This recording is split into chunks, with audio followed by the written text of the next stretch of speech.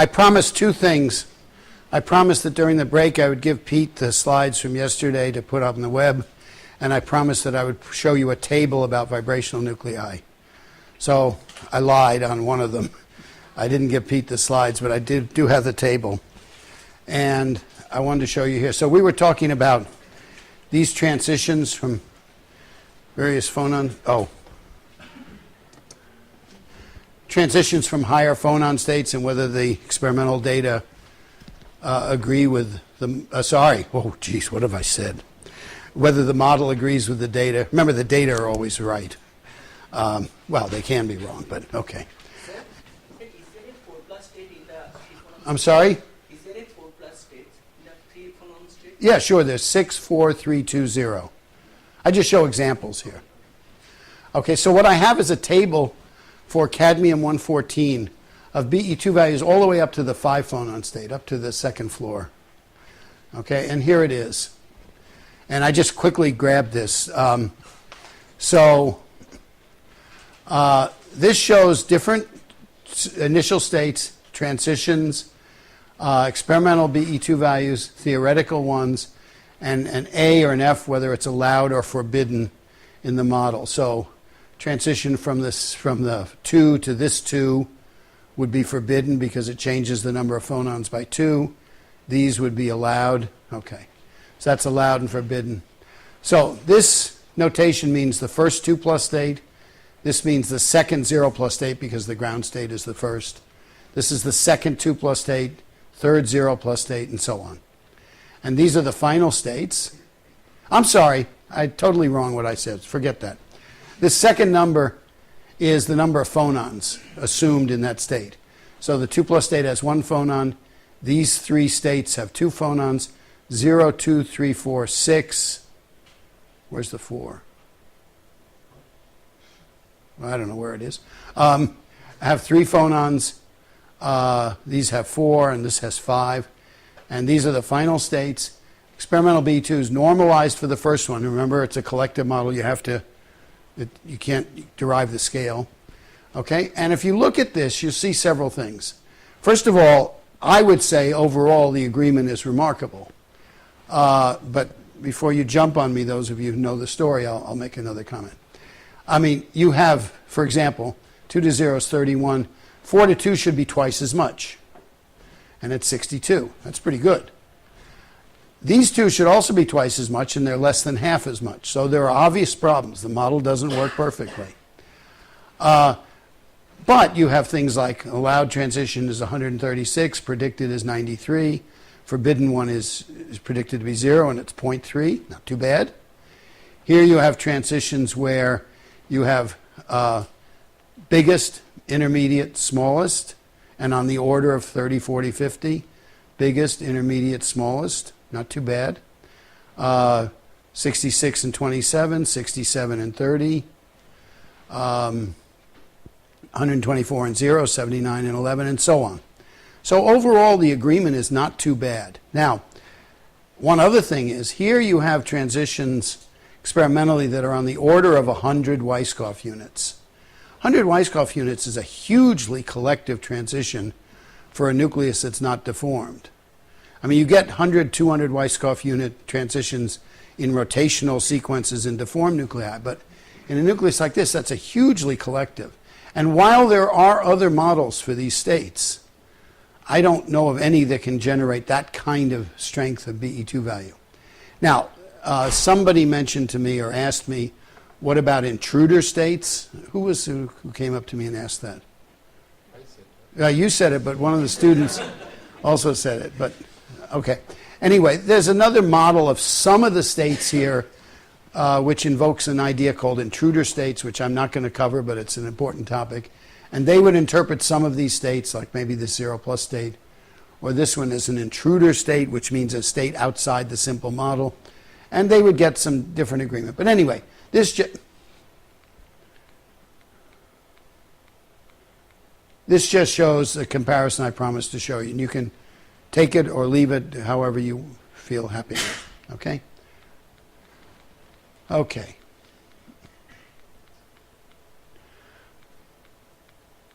Okay, so this is where we were. I was told during the break that I'm going too fast through complicated-looking level schemes. So let me slow down a little. So this is a very typical level scheme for a deformed, even heavy nucleus. You have a ground state, you have excited intrinsic states, which have certain, by intrinsic I mean that the nucleus is doing something different, like vibrating or oscillating, or it could be particles excited or whatever. And then on top of those, the nucleus can always rotate. Okay? And so then you get these rotational sequences, and then on top of each of these vibrational excitations, called gamma and beta, you get rotational states. And then, of course, you get transitions between these levels. And we'll talk about the transitions. I'm not doing it here. In fact, a major focus of what we're going to do is talk about some of these. Okay? Now, we also talked about the fact that these energies don't agree exactly. And so I want to get philosophical for a minute. Okay, the value of paradigms. A model like, yes? I want to hear that why these experimental data and theoretical data are different. Okay, so there. I want to hear again. Okay, so there are different interpretations, but I think in my mind the basic physics is as the nucleus is rotating faster and faster, there's a centrifugal force. Centrifugal force elongates, stretches the nucleus. And if I go back, I don't have to go back, it's right here. If I stretch the nucleus, the moment of inertia will increase, and that means this quantity will decrease, and so the spacings will be lower. This formula assumes that as you go up in spin, the moment of inertia stays constant. But if the shape changes, the moment of inertia won't stay constant. So my interpretation of this, at least for low spin states, is that it's a centrifugal effect where the nucleus is elongating, the moment of inertia is increasing. So in theoretical calculation assumes that the nucleus is not don't change. Shape of a nucleus is not changed. In theoretical. In this idealized model, if you talk about real modern theoretical calculations, of course they would include those effects. But in this simple idealized model, yes. Okay? Now, before I go to the next slide, I want to comment that this model was proposed for nuclei in 1952. Okay? So, all right, should I go on? Okay. So, yeah. So actually in the gamma bands, is it a rotational bands on these? I'm sorry, say again? Yeah, in this gamma band, it is a rotational band built on this gamma band, or it is 2 plus 3 plus 4 plus 5 plus. So rotational band is typically 0 plus 2 plus, means it is gapped by that 2 spin. Oh, okay. So you're asking why you have every spin here and why you have alternate spins here. And Pete will answer that. This is to do with the actual symmetry, actually. If an object is actually symmetric and you rotate it, the odd spins are not allowed. Yeah. So the gamma band is now, it's a triaxial shape, and so then you can have even. So let me ask you a question. So why are they not allowed? You have to look. Could we use this jargon and say it's k equal 1 band? K, You have a quantum number k there. this is a K equals 2, this K equals 2 band. K equals. K refers to the projection of the angular momentum on the symmetry axis. And I haven't talked about it yet, but Could we use this? We can just characterize a band by the k. yeah, so yeah, in fact, that's why I call this K equals 0. Well, let me comment on K since it's been brought up. If you have a nucleus like this and you have an angular momentum vector like that, and this is the symmetry axis, the projection of that angular momentum on the symmetry axis is called K. And so it characterizes, every state has a certain K value. This band of states all has K equals 0. This has K equals 0. This has K equals 2. Okay. All right? Should I go on? Okay. So, If it's whoop. actually symmetric, it has to have because it cannot rotate around the axis of symmetry. Yeah. If it's not axially symmetric, K is not a good quantum number. Yeah, so this is a result also on group theory, something like this. Yeah. I mean, you can, yeah. Okay. So now I want to talk about the value of paradigms. And what I want you to do is pretend you're sitting here in 1951. Okay. Now, for some of you, this might be difficult, but okay. And suppose you hear a seminar, and someone says, I did an experimental study of some nucleus, and I got these energy levels. How would you interpret these energy levels? Sorry? You can't. 1951. They didn't know this model. Your answer would be, precise answer would be, huh? Okay? Pronounced like, huh? You disagree? Because Casimir actually did the rigid rotor in his thesis in the 30s. Yeah, but nobody knew it applied to nuclei. Okay, let's go back to 1929. I don't care. Okay? They didn't know this. Sorry? Then they didn't know the levels. Right? Oh, God. This is an illustration. I think Coco Walton was 31. The first accelerator. Is it 31? Well, the first accelerator was a natural one with alpha particles coming out. That's what Rutherford used those, but okay. First artificial. Okay. Anyway, the point is you would have no idea. Now suppose you go to 1952. Lo and behold, you see that you have this benchmark, and you get, if I normalize that, you get these predictions. 333, you recognize that. 7 times this, we've already calculated that. And so you see two things. One is that you can now identify this nucleus as an ellipsoidally deformed nucleus and these states as rotating. Okay? But you see something else in addition. You see that there are discrepancies. 330, 333, 690, 700. Having the idealized benchmark allows you to highlight other degrees of freedom. Okay? I mean, if you imagine you're back in 1951 and somebody showed this level scheme, nobody in the audience would raise their hand and say, huh? Why isn't that 333? Because you don't have the paradigm. Once you have the paradigm, then you can start looking at small differences like that and learn something. So these idealized models, even though they're not exactly followed by real nuclei, are still extremely valuable. Okay. What I want to do is now show you some data on, let me go back a little, some data on these vibrational modes to give you an idea of how they behave across the nuclear chart. Okay, I define the nuclear chart as the rare earth nuclei, so from mass 150 to 190, simply because there's more data there than anywhere else. This is the energy of the gamma band. Okay? And the main thing you see here is how smooth it is.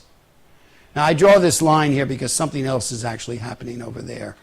But here in this region, it behaves very smoothly. And that's the essence of a collective state. Remember, the collective state is the one that comes down as a mixture of many, many components in the wave function. And so if you have a collective state which has 100 components all in phase, and you add 2 nucleons, you're not going to change that a lot. Okay, the wave function is going to be pretty much the same. And so the behavior is very smooth and regular. Okay? For the k equals 0, here I call it beta, you have a couple of things. First of all, there's much more fluctuations, which tells you that thing is less collective. It's also higher in energy. It's averaged about, this is 1200 kilovolts, so say 1100 kilovolts, whereas this in the middle of the rare earth region is about 800. And remember, the more collective, the lower it goes. Think of the n-degenerate levels mixing. The more levels you have, the more components in the lower state, the lower the energy. So you can see from that this excitation is intrinsically more collective, okay, than this k equals 0, 1. That should be reflected in the BE2 values, right?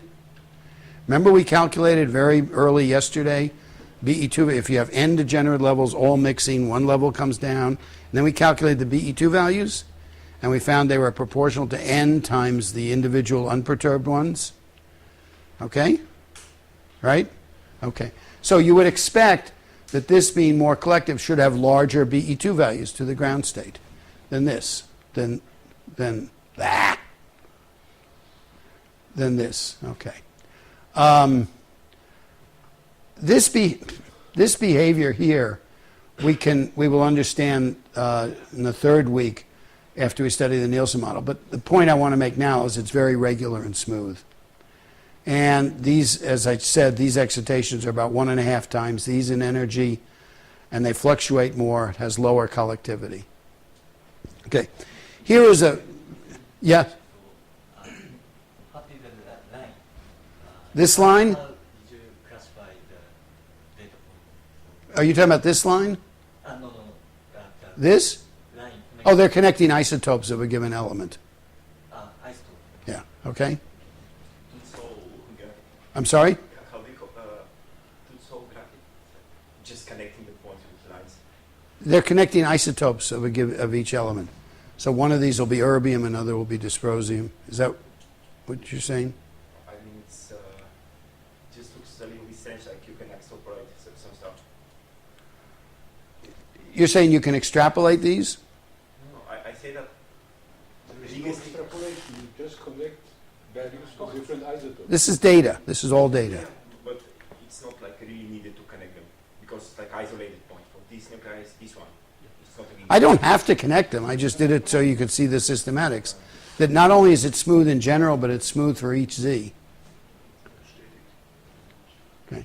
All right, this is a very broad summary of all of these nuclei, just to give you a feeling for some of the values. BE2 values within this ground state band are typically 200 to 300 Weisskopf units.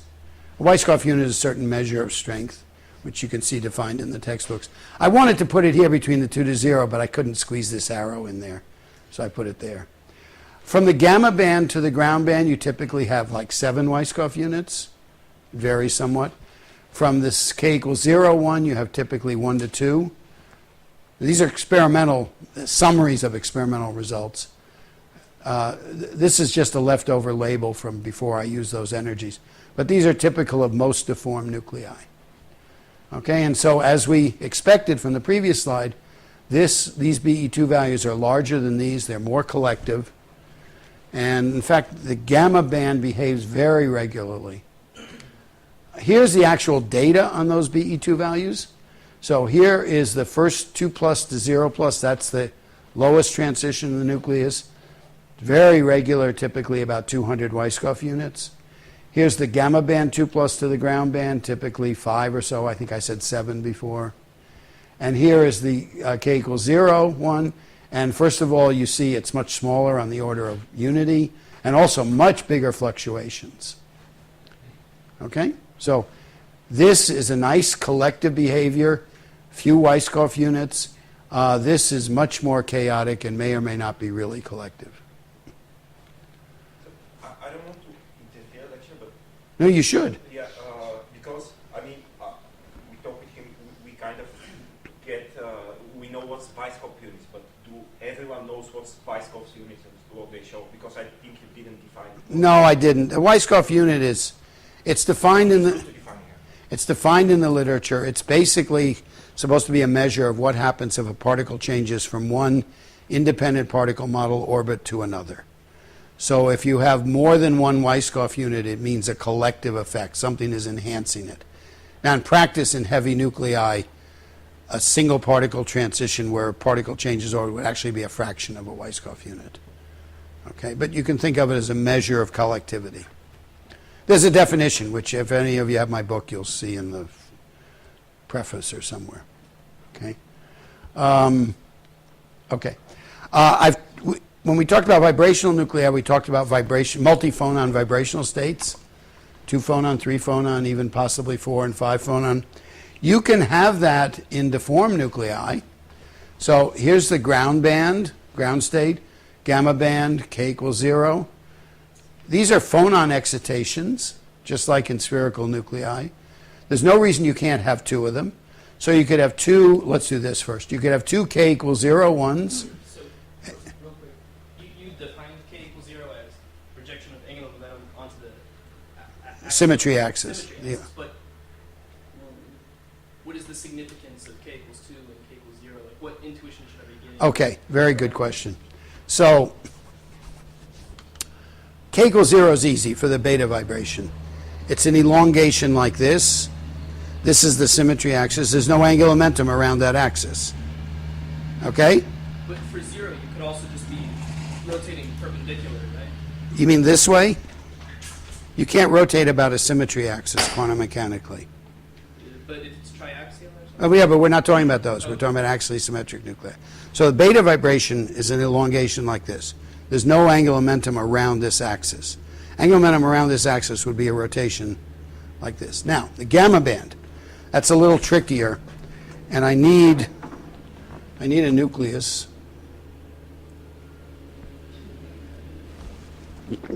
Good nucleons. Okay. So, this is what a gamma vibration looks like. Okay? Now, why is that 2 units of angular momentum around the symmetry axis? Because I can do that, I can also simulate by doing this. And so it's really a rotation around this axis.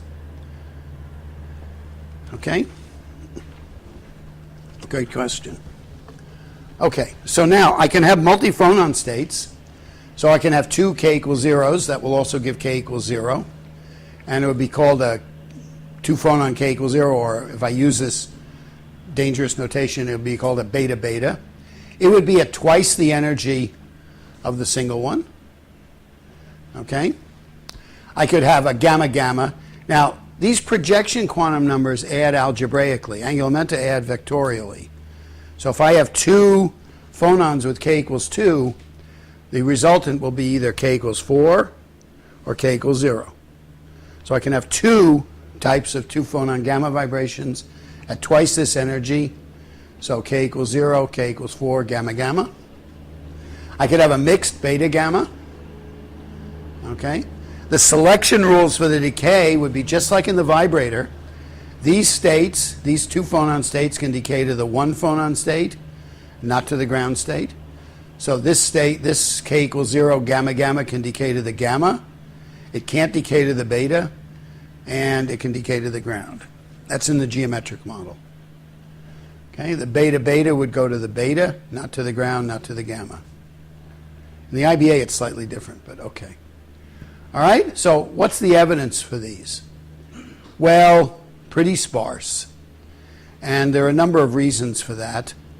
One is that these, in vibrational nuclei, the phonon states, like in cadmium, are about 500 kilovolts. So a double phonon is about 1,000 or 1,100. Three phonons about 1,600, 1,700. The level density in even nuclei starts increasing very rapidly around 1,800 kilovolts. And experiments become more difficult. Isolating states becomes more difficult. Measuring lifetimes, BE2s, everything becomes more difficult. In deformed nuclei, if I go back to here, these vibrational energies are at 800, 900 kilovolts. These are at 10, 11, 1,200 kilovolts. If I now multiply that by 2, I'm getting that the 2 phonon states are up at 1,800 kilovolts, 2,000 kilovolts, in this region where the level density of non-collective states is huge, and it becomes experimentally very, very difficult. Okay?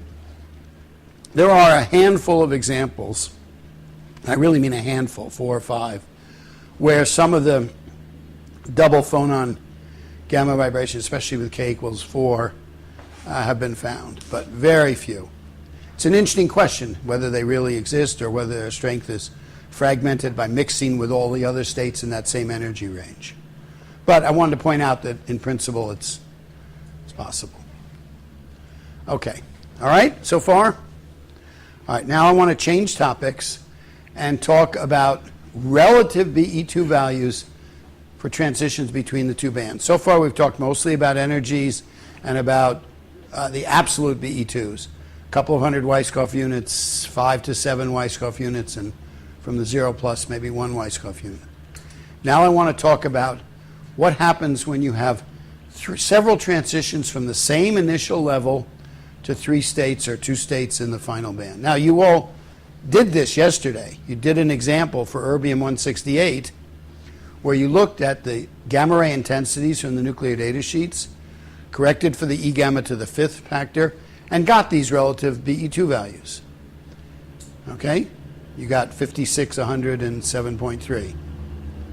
Okay? I want to discuss the physics behind these and show you how you can use that to make some very sensitive tests of models. Okay? The key to this is the idea of separation of rotational and vibrational degrees of freedom. The frequencies of rotational motion and vibrational motion are very different. And so as an approximation, you can treat the wave functions of these states in the rotational band as having the same intrinsic structure and just simply rotating faster and faster. And this is having the same intrinsic structure all the way up the band and rotating faster and faster. Is that a perfect approximation? No. Will you get mixing? Yes, you asked that question earlier. And so it's an approximation and we can test how good it is. But if you assume it's perfect, then you can get some very simple predictions. And so I'm going to write the wave functions for these states as a product of a D matrix. Do you all know about these D functions? Well, you're not going to find out about them from me. These represent, Pete, are you going to talk about them at all? Well, you're just going to be mired in ignorance forever. These represent the rotational motion of the nucleus. Let's just leave it at that. And this represents the intrinsic structure. By intrinsic structure, I mean, is it just an ellipsoid that's kind of sitting there? Is it vibrating like this? Is it squishing like this? What's it doing? Okay? I think Mark Caprio might. He might. Okay. So these are standard. You can look them up in any textbook. They can be considered to reflect the rotational behavior. And this I is the spin, which I call J. Okay? All right. So what I'm going to do is I'm going to write the wave functions like this and then look at sets of transitions like this and deduce some astonishingly amazing properties. Okay. So let's consider transitions from some state here. Now here I do it within a band, but the idea will be the same between bands. Here I have transitions from this state to these two. And the E2 matrix element will be, here's an E2 operator. Here is the wave function for the initial state, which is this intrinsic structure chi, a D matrix with angular momentum J prime there, going to a final state with the same intrinsic structure and dj. Okay? And now I'm going to go to 2 different J finals. So J initial to J final, J initial to J final prime. Okay? And so this matrix, since these variables are pretty much separate, you can split the wave function into a product form, then you can write this matrix element as a product. And so here you have a product of a matrix element of these D functions and a matrix element with the intrinsic state. Okay? And you'll notice, since I have the same intrinsic state for all 3 of these, it cancels. And so this BE2 ratio is just simply the ratio of these 2 matrix elements. And these matrix elements, these individual ones, are just squares of Clebsch-Gordan coefficients. You all know about Clebsch-Gordan coefficients, right? Okay, they're just squares of Clebsch-Gordan coefficients. Okay, and so you can predict the relative strengths of these 2 BE2 values simply by looking at ratios of squares of Clebsch-Gordan coefficients. If the model is perfect, if it matches the data, that tells you that indeed the structure is constant as you go up the rotational band, and it validates this separability of rotational and vibrational degrees of freedom. Okie dokie? Now, the main use of this is not within a band, but for transitions between bands, like from the gamma band to the ground band. And so, actually, why don't... Well, I'll do this first. I probably should have done them in the opposite order. This is a very useful table, okay? And what it shows is different initial states, spin 0, 2, 3, 4, 5, 6, different final states, and 4 columns. This column here is for transitions. These are K values. These are for transitions from the gamma band to the ground band, or any K equals 2 band to the ground band. This is for K equals 0 band to K equals 0, so it could be beta band to ground band.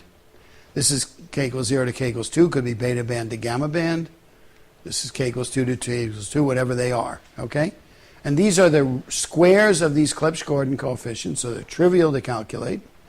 And they tell you the relative BE2 values. So let's look at these. So the case that's best studied is the gamma band decay. So let's look at the decay of the gamma band states, this K equals 2 excitation, which is a squishy thing, okay, to the ground band. So the gamma band doesn't have a 0 plus state. The first state is 2 plus. The 2 plus can decay by an E2 transition to a 0 plus, a 2 plus, or a 4 plus. There is no 3 in the ground band. The relative BE2 values are 0.2, 0.286, and 0.014. Okay? If we look at the 3 plus, that can decay to the 2 plus of the ground band or the 4 plus. The relative values are 0.358, 0.143. And you can see the rest of these. Okay? So I'm going to look at these 3, okay, here.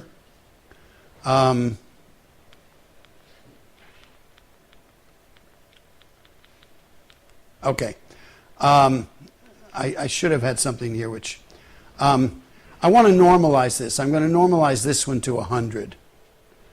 Okay? So if I call this is 0.28. Can you all read this? It says 0.286, and this is 0.2. If I divide these by 2, I get 0.143 and 100. If I then normalize this to 100, that becomes 70. Is that clear?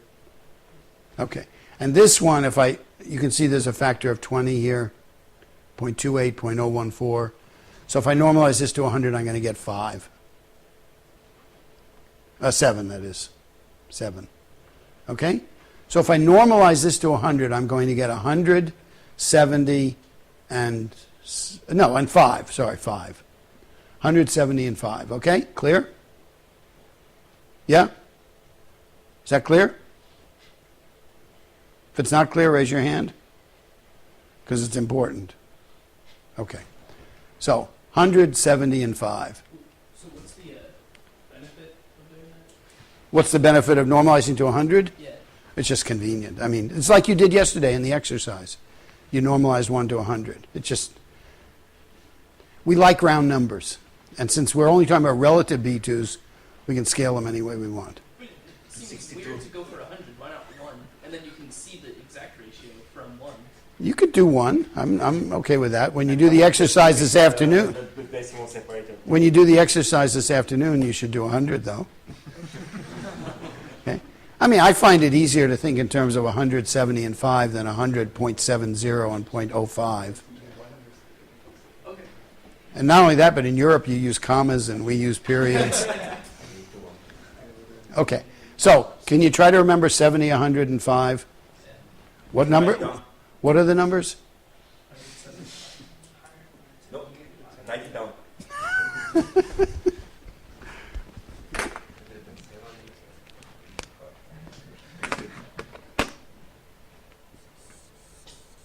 Can you see this? Can you see it?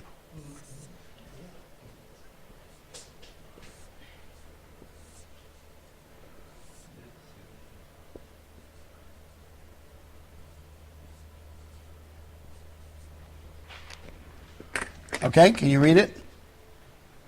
Okay. So, let's now look at that. Okay. These ratios are called Oliga rules. The reason they're called Oliga rules is because they were first derived by Oliga.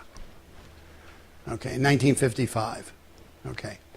So, 100, 70, and 5. I should have written that on here. Okay, now I want to make several points about this. We're going to look at some real data. But remember, yesterday, this is the data on Erbium 168, and this was the 821 kilovolt state, which was that, and you use these gamma ray intensities, 100, 1.74, and 93.6. You corrected for the E gamma to the fifth factor. Remember, you all did that. And you got these three relative BE2 values. And I think the next slide, if I remember, shows a table of that. Okay? A couple of you said, ha, I can cheat. I can go over here. They actually list the BE2 values. Who did that? Who tried to cheat on me? Okay, now we're going to discuss why that's bad. First of all, cheating on the professor is intrinsically bad. But there's a more real reason. And it's a really important point. We're talking here about relative BE2 values, not absolute.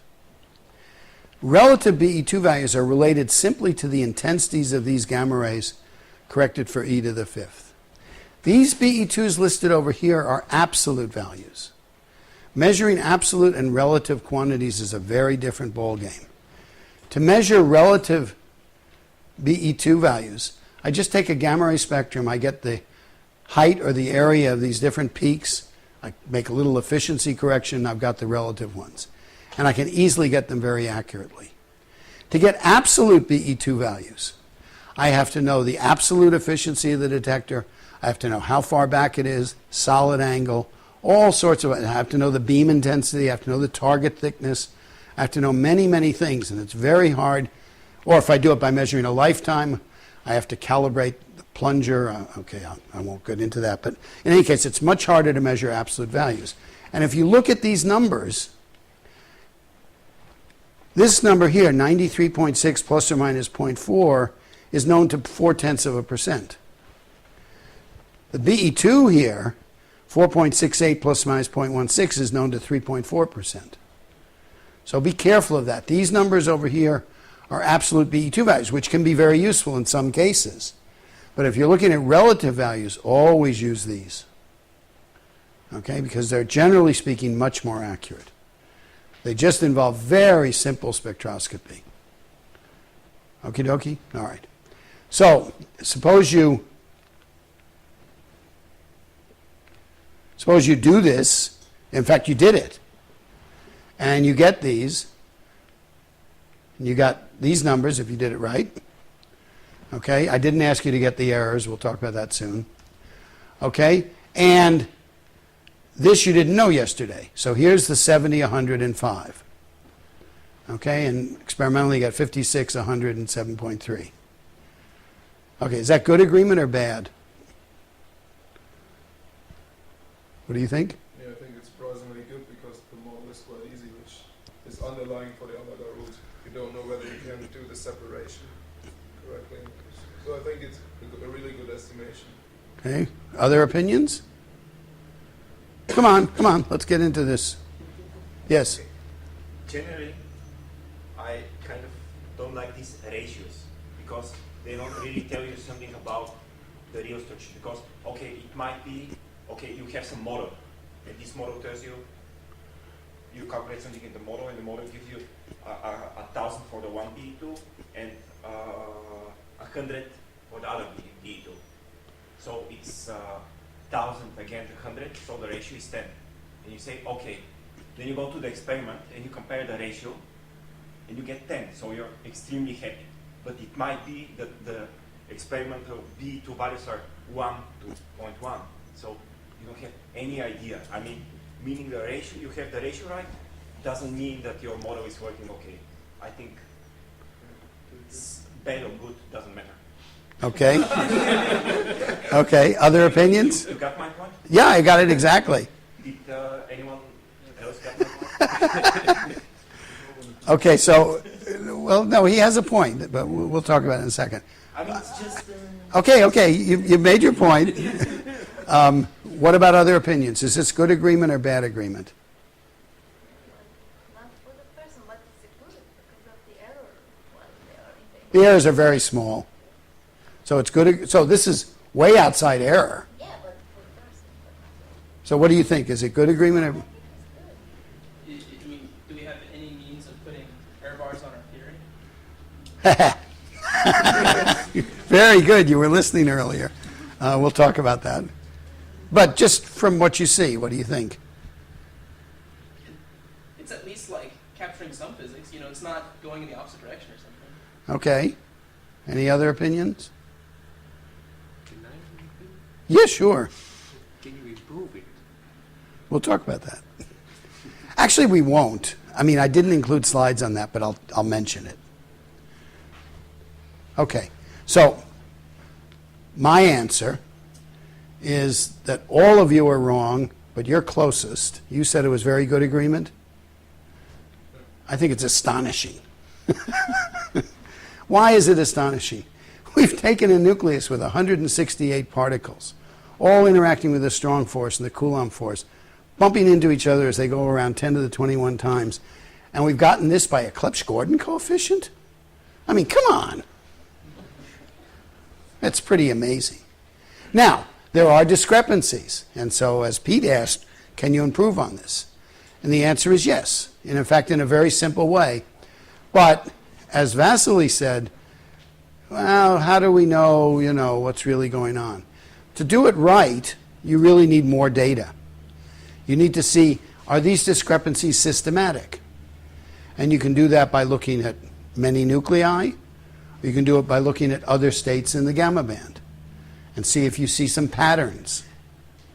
If you see some patterns, it's symptomatic of collective effects, and so you can address Vasily's comment. And so, with that in mind, one of the exercises today will be to get these numbers, like you did yesterday, for the 3 plus, the 4 plus, the 5 plus, and the 6 plus. Now, yesterday I said, well, actually the question as written said include the errors, but it got late and it was getting tedious, so I said don't. I do want you to understand a little about getting experimental errors, even if you're a theorist, especially if you're a theorist. When you compare with the data, you've got to know what the experimental accuracies are, just like the experimentalists should know what the theoretical uncertainties are. So for the 3 plus and for the 5 plus in the exercise, I'm going to ask you to calculate these errors. Okay? And you just simply use the uncertainties on the gamma ray intensities. And the way I've done it is fix this exactly. So this uncertainty is the square root of the sum of the squares of this uncertainty and this one. Okay, so it's just in quadrature. Okay, and we'll see. And I'm going to ask you to look at that set of data. In other words, fill out this table and tell me what you think. Is it good agreement? Do you see some trends? Okay. Now, Vasily said, what good is this? It's sort of useless. So I want to give you one example of where it can be very useful. Okie dokie. So, here I have an imaginary level scheme. Ground state 2 plus 4 plus. And then I have 4 levels here. A 0 plus, a 2 plus, a 2 plus, and a 3 plus. So the obvious interpretation of this would be that there's a k equals 0 band, which has a 0 plus and a 2 plus, and a gamma band, which has a 2 plus and a 3 plus. Right? Question is, which 2 is which? Which 2 is the rotational state of the k equals 0 band, and which is the gamma band head? Okay? We can make a good estimate of which it is by looking at these BE2 ratios. So here's the table again. And if the 2 plus has k equals 2, the 3 BE2 values should be in the relative size 0.2, 0.286, and 0.014. Okay? If it has k equals 0, it should be 0.2, 0.286. Whoops, that doesn't tell us a whole lot. And 0.515. So if a 2 plus state has k equals 0, the transition to the 4 plus will be the largest. If it has k equals 2, it'll be the smallest. And the difference is a couple of orders of magnitude. Okay? So by looking at that data, in particular this transition to the 4 plus, you can determine whether this 2 plus is k equals 0 or k equals 2. Okay? And there's an exercise related to this afternoon. Okay, is that clear? Yeah? Sir, Okay. can you explain again? Which part do you want me to explain again? How to distinguish between these two? Okay. So you understand the two possibilities. Okay. So let's assume that one of these 2 pluses is a 2 plus of a k equals 0 band. The relative BE2 values to the 0, 2, and 4 should be in the relative sizes 0.2, 0.286, 0.515. If it's a k equals 2, they should be relative sizes 0.2, 0.286, 0.014. This is small, that's big. So what you do is you look at the relative BE2s from these two 2 pluses to the 0 plus, the 2 plus, and the 4 plus. These aren't going to tell you anything because they happen to be the same. The Clebsch-Gordons are the same. But this one, which is the hardest to measure because of the e to the 5th factor, will tell you, or can tell you, what the structure is. So these Alliger rules can be extremely useful. What happened? Oh, okay. All right. Okay so far? Next topic. We're covering a lot of topics today, and it's throwing a lot of stuff at you very quickly. And I don't know what else to do unless I took over all the other speakers' hours.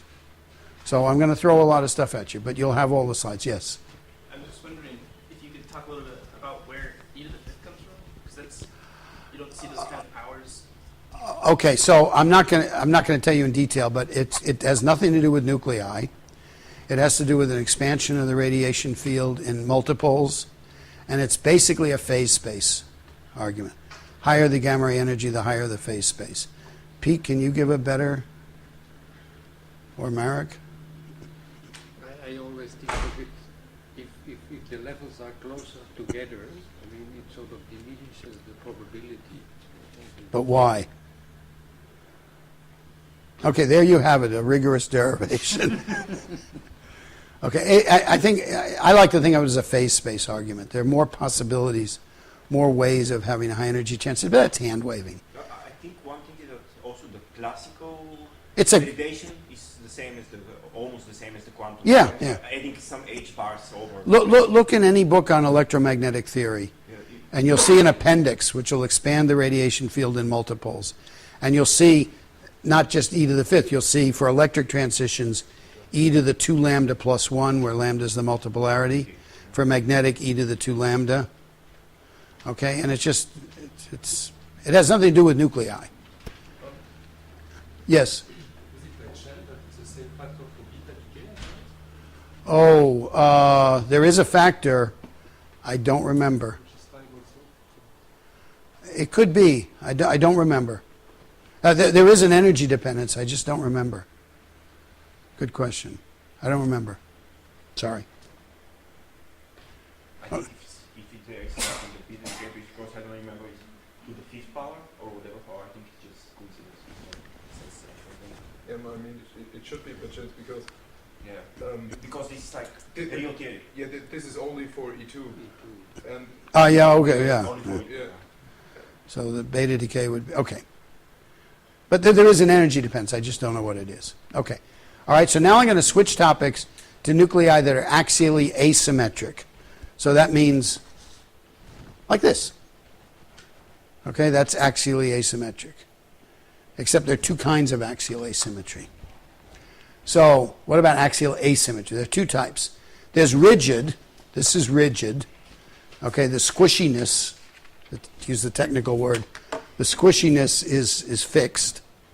And this, I better choose the one that's empty, is a fluctuating. It's called, what do I use? Gamma soft is the phrase I use.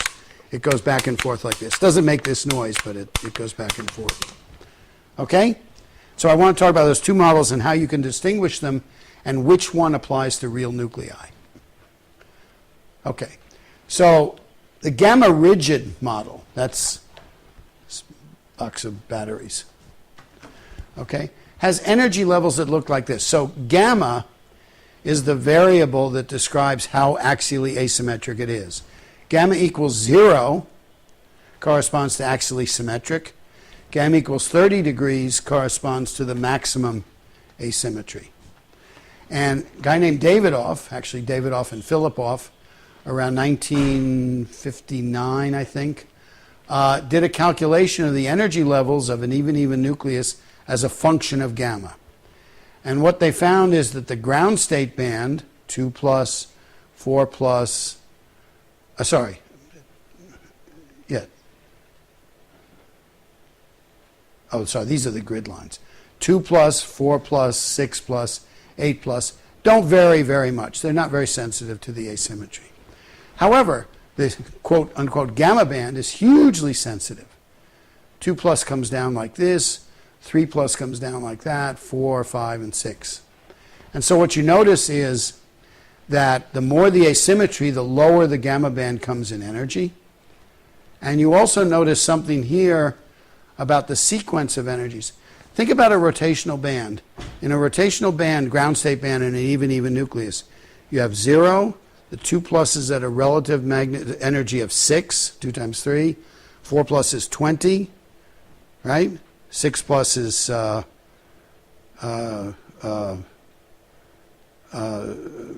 42. 8 plus is some other number, whatever, 72. The spacings increase, right, in a regular way. E goes as jj plus 1. That's basically like j squared. So the energy spacings increase. Here you have something a little bit weird. Look, you have clusters, 2, 3, 4, 5, 6, 7 if they were plotted. Okay? So it's a characteristic of rigid asymmetry that the gamma band states are not uniformly, it doesn't look like a regular rotational band. Okay. So that's this gamma rigid. You have a ground band and you have this gamma band with funny staggering. The other model. Should you call it a gamma band? Okay, yeah, okay. Well, yes, no. Thank you. These states actually do not have good K. The K value is mixed, and it can be mixed quite strongly. In fact, almost equally for gamma equals 30 degrees with K equals 0. And so Pete is 100% right. It's just sort of habit. Thank you. Okay. The other model, that's the squishy one, was developed by Willits and John. Do I say that somewhere? Yeah. 1956. And it has this level scheme. Okay, 0, 2, 2, 4. It looks a little bit like a phonon picture, but not with all the states. Here in a quadrupole phonon, you'd have 4, 2, 0. Here you'd have 6, 4, 3, 2, 0. Okay. Oh, by the way, I didn't mention it, but one of the exercises for later is to do for the 4 phonon states, to do the M scheme. Anyway, so this is their level scheme. It helps if I write this in a different way. And so here, I write it like a band structure. So here you have the ground state band. Here you have this thing, which is not a gamma band. And notice the spacing. 2, 3, 4, 5, 6. It's the opposite staggering. Okay? And so a very simple way of telling which kind of asymmetry you have is to write down some function of these energy levels, some differences, and look at the data. And the difference we always use is we look at the 4 minus energy minus the 3 minus the 3 minus the 2. Okay? Can you repeat? Yes. 4 minus the 3 minus the 3 minus the 2. So, for example, for this case, 4 minus 3 is a small number, minus a big number. That is overall negative. Here, 4 minus 3 is big, minus a smaller number, it's going to be positive. So if that double difference is positive, it means rigid gamma. If it's negative, it means soft gamma. Now, in fact, if it's purely axially symmetric, you get a number of plus 0.3. Oh, sorry, we always divide by the 2 to 0. And then you get plus 0.33. So plus 0.33 is the dividing line between these two models. So let's look at the data. Anybody know how the data looks? Are nuclei rigid or axially asymmetric? Or gamma soft? Anybody know? 76 germanium. Is? It's actually asymmetric. Yeah, these are all actually asymmetric. Is it rigid or soft? Okay. So I'm going to show you the data on the rare earth nuclei. Okay? And here they are. So here's the function. E4 minus E3 minus E3 minus E2 divided by E2. If you had a perfect rotor, this value would be 0.33. If you have a gamma soft, you will have below that. If you have a gamma rigid, you'll have above it. Okay? And here you have this remarkable result that for the rare earth region, and I'm pretty sure for the actinides, all axial asymmetry is of the gamma soft type. You never see any nuclei that are gamma rigid. These ones here that are very close to 0.33 are simply the axially symmetric deformed nuclei we've been doing a lot of discussions of, erbium-164, 168, dysprosium, and so on. But when it gets asymmetric, it's always the gamma soft variety. Now you say germanium-76 at low spin. Do you have the data? Yeah, there's a paper about a year ago. Why don't you sometime gather up that data and let's look at it and see what this value is. Okay, I'd be curious what it is. I'd be surprised if it's very positive, very much above 0.33. Okay? All right. But at least in the rare earth, and I think the actinides, there are no known examples of nuclei, unless you count that, which are gamma rigid. It's a very simple experimental test. Okay. Could you please go on that? Can I say that if I start, for example, from a dominant magic, and I assume it as nearly spherical on the left side, then I go to this Transition, transformation of yeah. the shape. I go first to axial asymmetry and then to rotational. Yeah, I mean, you have to be a little careful. I just plotted the data here without imposing any thinking on it. If I look at n equals 84, 86, and 88, these are not deformed nuclei. So it really doesn't make any sense to talk about whether they're asymmetric or not. Okay, I just wanted to look purely experimentally. So if you want to really look at deformed nuclei and ask the question, I would start at n equals 90. Okay? And then you do have this effect that you talked about. And over here, I would stop somewhere around here. Okay? But there is a large range of the Davidoff up to 10 degrees. It's basically. Well, okay, so if you look at the Davidoff, these are the predictions for gamma equals 10 degrees, 20, 25, and 30. If you look at the wave functions in the Davidoff for gamma equals, say, 10 degrees or 20, oh, so here, you commented that k is not a good quantum number. If you look at the mixing of the wave functions for, say, gamma equals 10 degrees, k equals 2 is over 0.99. So there's really very little change in the wave functions. Okay? Okay. All right. No big comments on this except that we've talked about quadrupole vibrations. There's no reason why you can't have octupole ones. Okay? There you would have a 3 minus state as the 1 phonon, and the 2 phonon would be 0246. Okay? There's some evidence for those in gadolinium-146. I wrote this a long time ago. Do you agree with that or not? Yeah, because you're an expert on zirconium. Okay. You can also have multiphonon excitations like 3 minus cross 2 plus and so on. Are they not known in the lab? Yeah, they are known. This wasn't an exhaustive list. It's just examples. Okay, and here's a kind of summary. These are quadrupole shaped nuclei, so you can have vibrations with k equals 0 and k equals 2.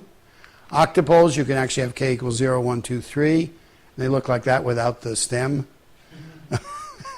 Hexadecapole is a thing that either looks like this or like that, and you get oscillations back and forth. Okay? And it has k equals 4. There's only one example of those that I know about, and that's in osmium. And even there, it's probably a mixture of a k equals 4 hexadecapole with a 2 phonon gamma. Okay? An interesting comment about the octupole. It has negative parity. If you think about the independent particle model, a given major shell has all states of the same parity with the exception of one level, called the unique parity orbit. It's the one that's come down by the spin-orbit interaction into the next shell down. So, for example, from 82 to 126, it's all negative parity, F7 halves, H9 halves, F5 has, P3 has, P1 half, but there's an I13 has, which is positive parity. To make an octopole excitation, you need to take a particle, thinking microscopically, and put it into a state of a different parity. This is coming to the question you were supposed to think about. So I won't embarrass you, I'll just tell the answer. Okay, there are very few ways you can do that. With the positive parity excitations, like a gamma band, remember we have 10 to the 14th 2 plus states. There are a lot of ways you can make 2 plus states, a lot of ways they can be mixed, the wave function can be very collective. With the octopole, there are only a few ways you can make such a state microscopically. You have to go into the unique parity orbit. And so they're intrinsically much less collective. That was, had you figured that out? No. You could have lied. Okay. All right. So there you go. Okay. I have a question. Yep. Why when we include the octopole terms, or we have like less collectivity? Why we? That was the argument I was just making. Go back to this picture of n states mixing, okay? And you have a state coming down which has a collective wave function, and its energy decreases, right? And you did this in that 5x5 matrix you diagonalized, okay? The more states you have to start with that will interact, the lower the state's going to come, the more collective it's going to be. If you want to make a gamma vibration, you have to make a positive parity particle hole excitation, raising a particle to another orbit where the two angular momentum are coupled to angular momentum 2. Clear? Within a major shell, there are hundreds and hundreds of ways of doing that. Those will all mix in some level, to some extent, and you'll get a collective low-line level whose wave function will have amplitudes for all those different possibilities. Not all equal. Some will be bigger and some will be smaller, but you'll have a number of them. If you want to do the same thing for an octopole, you're limited to taking a particle from a positive parity state into a negative parity single particle state. There's only one of those orbits. So, or from negative to positive. In the rare earth region for neutrons, the main shell is all negative parity orbits. The only positive parity orbit is I13 halves. And so the only way you can make at 3 minus state is by going from one of the positive parity orbits to the I13 halves. And there are only a half dozen ways you can do that. So the potential for collectivity is much less. Okay? Okay. Okay. Geometric collective model. I'm going to do this briefly. It's going to go by a little too fast because I don't want to spend so much time on it. But I want to show you that it exists and you can use it.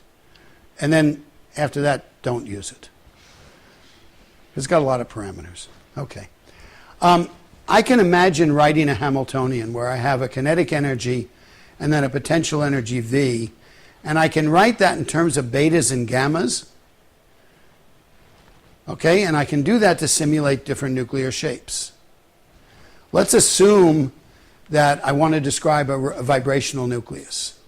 So it's a spherical nucleus with a potential like this. So the nucleus is sitting at deformation beta equals 0, but you can have 0-point motion, so it can oscillate back and forth. There's no gamma dependence because the sphere gamma's not relevant. And so I could write a potential as some constant C2, don't worry about these little numerical factors, beta squared. Okay? And with C2 greater than 0, that would be a quadrupole shape potential. And if I take that shape potential and calculate the energy levels, I'm going to get something that looks like a vibrator. Okay? Suppose I want to calculate a gamma soft rotor. That's the one we were just talking about. That's a rotational nucleus with a minimum in the potential at some value of beta. These are potentials now in beta and gamma. So it tells you, I should have said this, it tells you how hard it is to change the value of beta and how hard it is to change the value of gamma. And so if I have a nucleus like this, I'm going to have a minimum of the potential at some value of beta. It has an elongation, but the shape doesn't depend on gamma. So that I can do very easily with this potential. Something that goes as beta squared, but that would go up. But then I need beta to the fourth to turn it around. So actually here I would have C2 negative. So it would start down, and then I'd have C4 with a positive C4 beta to the fourth. That will eventually turn it around and go up. So by having these two terms, I can have a shape like this. Okay? If I want to have a nucleus which is deformed, but also axially symmetric, in other words, with gamma equals 0, I need to have this with three terms. A beta squared, which will with negative C2, so it'll start off going down. A C4, which will bring it back up.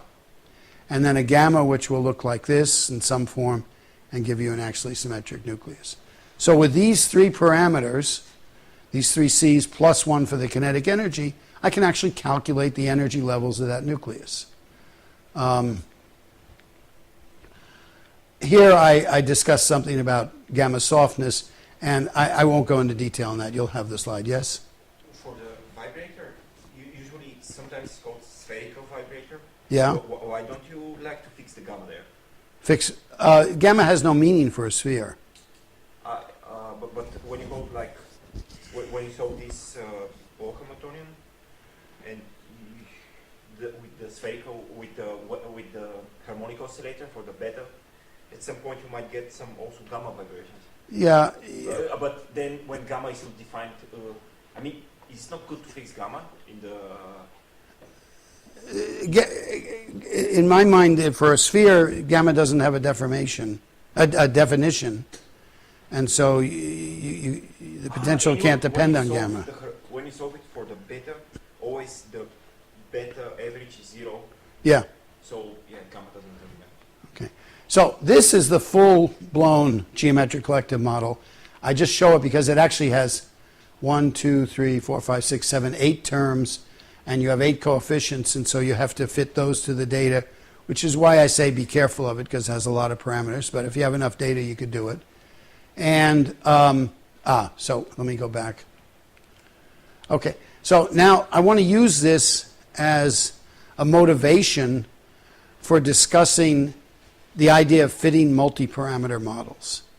Okay, so this is just kind of a motivation for it, but I want to make a more general comment. Okay, this is a very important point. So this model exists. There are codes for it. You can use it if you want. It's been used, not too much, but it's been used. Okay. Remember we talked about theoretical uncertainties and how the theoretical uncertainties are observable dependent? Okay. Another way of saying that is not all observables are created equal. Okay, it's not an observable democracy. Some observables tell you more than others. And so you have to be careful when you fit the properties of a nucleus with one of these models to make sure you're not biasing yourself by choosing the wrong observables. Now I'm going to illustrate that. So here is an imaginary nucleus, and I have some energy levels thick and others thin. And my point is that you should focus on the thick ones.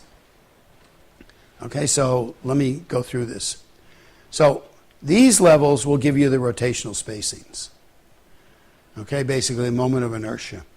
I've done it for a deformed nucleus. You could do the same for anyone. If you say you want to do some chi-squared fit or whatever, some model, if you include a whole bunch of ERAS levels, 6, 8, 10, 12, 14, you're basically fitting the same physics. And if you have many, many of these levels, they will dominate the chi-squared fits.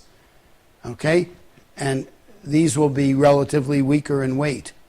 So be careful. Don't overweight the same physics. Okay. Very important are the energies of these vibrational excitations. Very important is the staggering in the gamma band. Very important are these relative BE2 values. Those are the Oliger rules. And they tell you about something called band mixing. Now, I hadn't mentioned band mixing, but Pete brought it up. What about the deviations of these BE2 values from the Oliger rules? You saw experimentally there were some deviations. Those kinds of deviations have been interpreted by the mechanism you talked about, Justin, namely, what happens if this separability isn't perfect? What happens if the gamma band mixes with the ground band? And there's a very simple formalism for treating that mixing, and you can use the deviations from the Allegor rules to actually derive the amount of mixing. It's a very simple mechanism. I don't have time to discuss it. It's in my book. It's in lots of other books. And so measuring these relative BE2 values can tell you about K, and it can also tell you about mixing of these states. So that's important. The absolute BE2 values are important because they tell you about collectivity.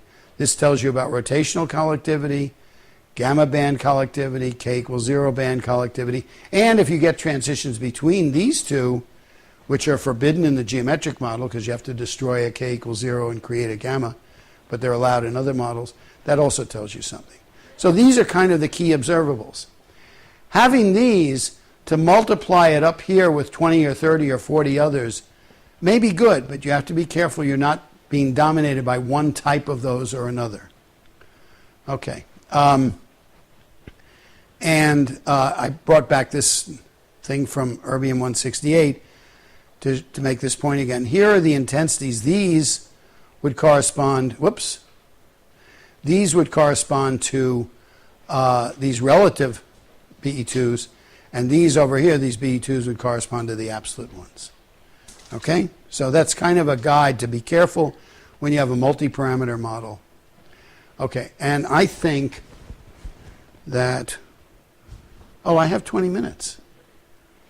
Whoa! Okay, the question is, what topic do I have two topics, and I'm not sure which one I want to do.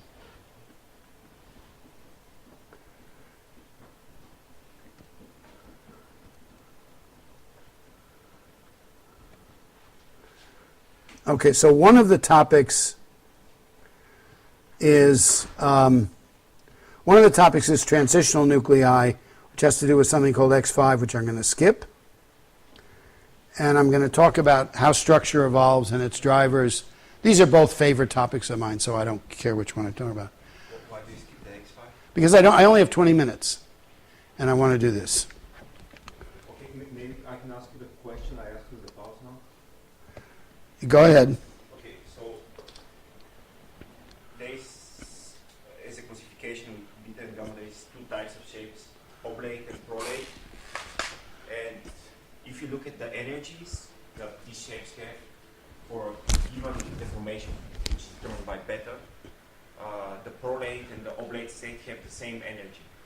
So when you look at the chart of nuclei, you expect to have the same numbers as oblate nuclei in their ground state as prolate nuclei. But it appears that's not the case at all. It appears that most of the nuclei have prolate shape in their ground states, but not oblate. Just these ones that are very fancy. Okay, so the question is why? Why? Okay, so let me give you the answer, but I won't quite give you the answer. First of all, he's right. About 95% of deformed nuclei are prolate rather than oblate. If you think about it for a second, imagine a spherical nucleus and one particle outside that sphere. It's going in a circle like this. That's oblate, right? That's disc-like. So in fact, you might expect nuclei to be oblate rather than prolate. Anyway, the answer as to why most nuclei are prolate is very subtle. There are different opinions about it. I have one opinion. Other people have different opinions. And my opinion I will explain in the third week when we talk about the Nielsen model. Okay, so you have to be patient. Other people may have other opinions. You can ask that question to each speaker. You'll probably get 6 different answers. It's a pretty tricky question. I have a very simple answer, but I don't know if it's right. Okay? Okay. Stay tuned. Stay tuned, yes. Okay, but it's a great question. Okay, what I want to try to do in a few minutes remaining, is to try to understand a little about why structure evolves the way it does.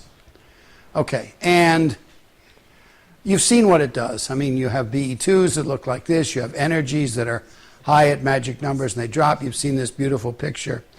So I want to start off by asking you a question. I have 3 nuclei here. Okay, tellurium 156, gadolinium 156, platinum 184.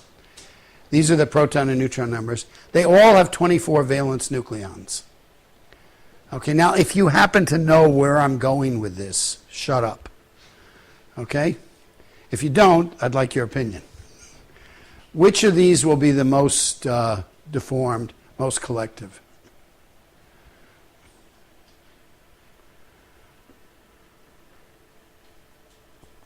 So 6492, 156 gadolinium. Yeah, Why do you say that? Because it is in the mixture of both, in both cases of neutron and proton. So what? So we have more valence particle outside the. They all have 24 valence nucleons. In this 156 tellurium, the 52 is more close in the proton shell closure, and for the 184 platinum, 78 is closer to that 82 shell closure. Okay. So, Basically, that's the right answer. I want to try to make this a little more quantitative or detailed. Okay? So, the evolution of structure in nuclei, I'm going to make now a statement which these two guys will explode when I say it, but because it's too simplified. I think you can view the evolution of structure as a titanic struggle between good and good. Good is the pairing effect, and good is the proton-neutron interaction. The pairing tends to make nuclei spherical. Proton-neutron interaction, for reasons which I won't go into, but you can retell me, tends to make nuclei deformed. And so I want to look at that, the valence proton-neutron interaction. That's the proton-neutron interaction between nucleons outside closed shells. Okay? So here's some data. These are the 2+ energies in the tin, tellurium, cadmium, and xenon region. And you will notice that in tin, they're basically constant. Okay, they've got some wiggles, but they're basically constant. Tin has 50 protons. It's magic. There are no valence proton-neutron interactions. On the other hand, these guys have both valence protons and valence neutrons, and as soon as you have both of them, these energies come down. Down means collective. Okay? So now I want to make a model, and this is my favorite model ever, partly because I invented it. If proton-neutron interactions drive configuration, mixing, collectivity, deformation, maybe we can use them. So I'm going to make a toy model. Okay? This is a toy model of the evolution of structure, and you can even predict nuclei far from stability. And you have a choice. You can do hundreds of hours with supercomputers or multiply two small integers.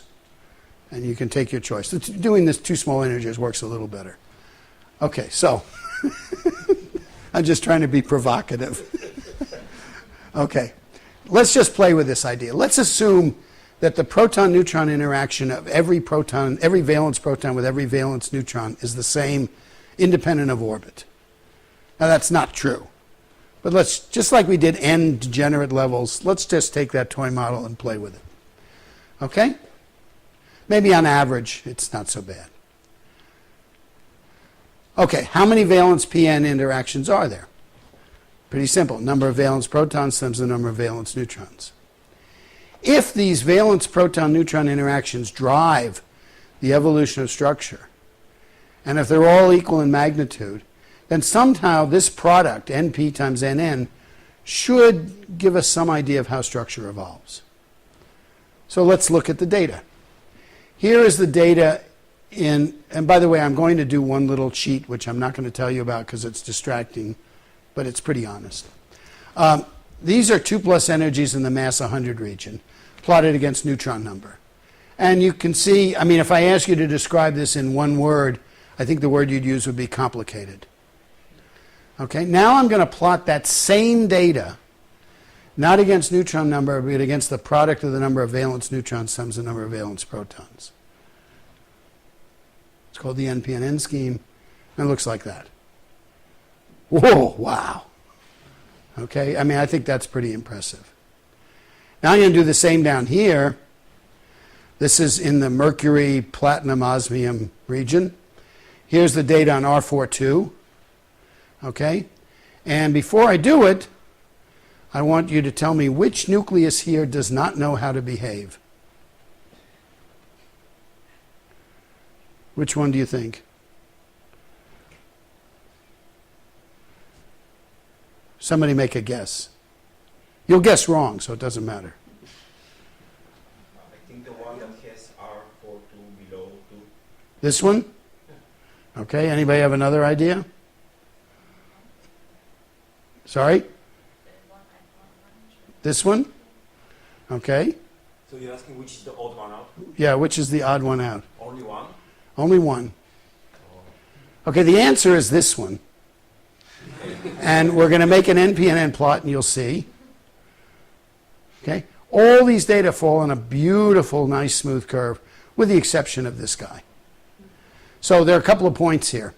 One is that this simple NPNN scheme gives you a very simple way of correlating a lot of data. Works for BE2 values as well.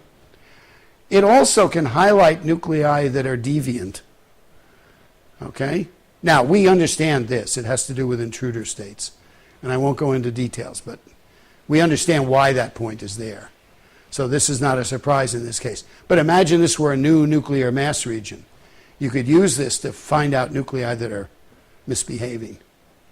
Okay, I want to extend the NPNN scheme to something called the P factor. P factor is NPNN over NP plus NN. So that's the number of pairing interactions, number of PN interactions per nucleon, or since the number of pairing interactions goes as NP plus NN, it's the number of PN interactions per pairing interaction. Another feature of the NPNN scheme is the following. Here is some data in the rare earth region. Here it is plotted against NPNN. And I want to ask the question, what would you expect for the 2 plus energy in 142 xenon? It has 54 protons and 88 neutrons. So somebody tell me an energy they would guess.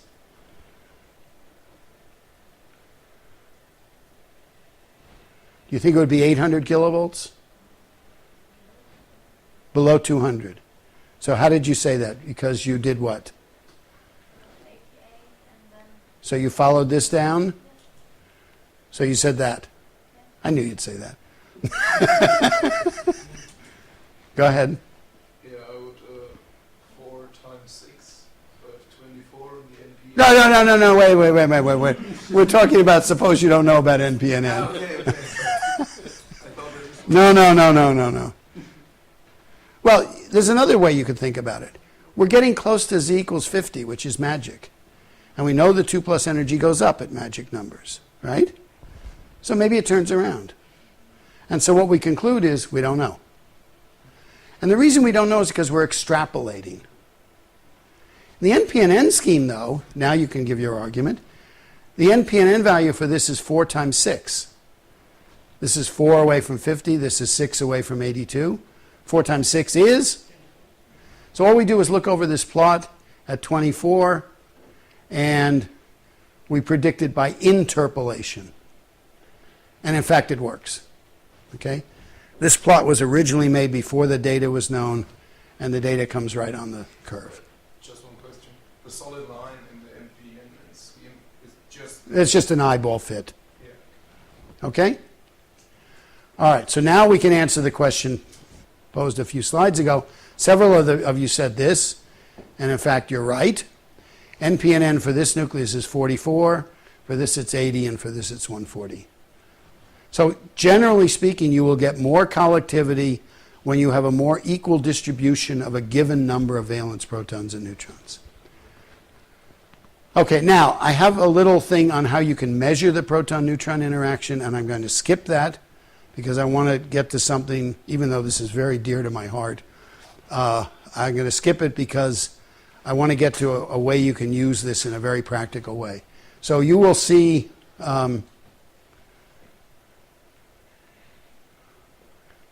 Okay, so you can measure the PN interaction using masses. And this gives you the formula and gives you the results and gives you an argument about the physics involved and shows that they're correlated with the evolution of structure in a beautiful way. And you can look at those slides if you want. Okay. Now I want to use this competition between pairing and the PN interaction to give a way of estimating the properties of nuclei. And after the next 2 slides, you'll be able to go, with your eyes closed, point to the nuclear chart, to any even nucleus above about calcium and be able to predict the structure by multiplying a couple of numbers. Okay, so let's look at this p factor, NPNN over NP plus NN. Okay, NPNN is the number of PN interactions. The number of pairing interactions is different. The pairing interaction is an interaction between a particle in an orbit with a certain angular momentum and another one in exactly the opposite angular momentum coupling to 0. So there's only one other orbit that can give you that. So the number of pairing interactions goes as the sum of the number of valence nucleons. Okay, so NPNN over NP plus NN is this giant competition. How big is the PN interaction? Well, I got to actually go back for that, sorry. In heavy nuclei, that's up here, it's approximately 200 to 300 kilovolts. The pairing interaction, this is not the pairing interaction, but it's close enough. We've seen these plots where these are two valence nuclei, where the first excited state is up at about 1 MeV, 1 to 1.5 MeV. That is not rigorously what the pairing interaction is, but it gives you an idea of the scale. So the pairing interaction is around 1 to 1.5 MeV. Proton-neutron is about 200 to 300 kilovolts in heavy nuclei. And so this struggle between pairing and proton-neutron is such, I mean, this is the little David and this is the Goliath. But if you got 5 Davids, they can beat up on one Goliath. And so if you have 5 proton-neutron interactions for every pairing interaction, the competition about balances. So it takes about 5 proton-neutron interactions to compete with one pairing. And so here is a section of the nuclear chart where the blue outlines contours where p equals 5. So all I've done is take the magic numbers, take the number of valence protons and neutrons, calculate p, and marked where it's about 5. So just from a very naive picture, we would say that nuclei should go from spherical to deformed around this border. Okay? When p is about 4 or 5. Same thing down here and here. Here there's a lot of data. So I'm going to compare this now with the data. Okay, these are R42 values. It's a contour plot. You've seen this before with just slightly different colors. Blue is values larger than 3.1. Red is values less than 2. And so here's the rare earth region. And so you have R42 values near the magic numbers of less than 2. Here you have vibrational nuclei with about 2. Here you have deformed nuclei where you have R42 roughly 3.2, 3.3. Okay? And the prediction is this, okay, that the change from spherical-ish to deformed should occur along this contour. And now I'm just going to superpose these.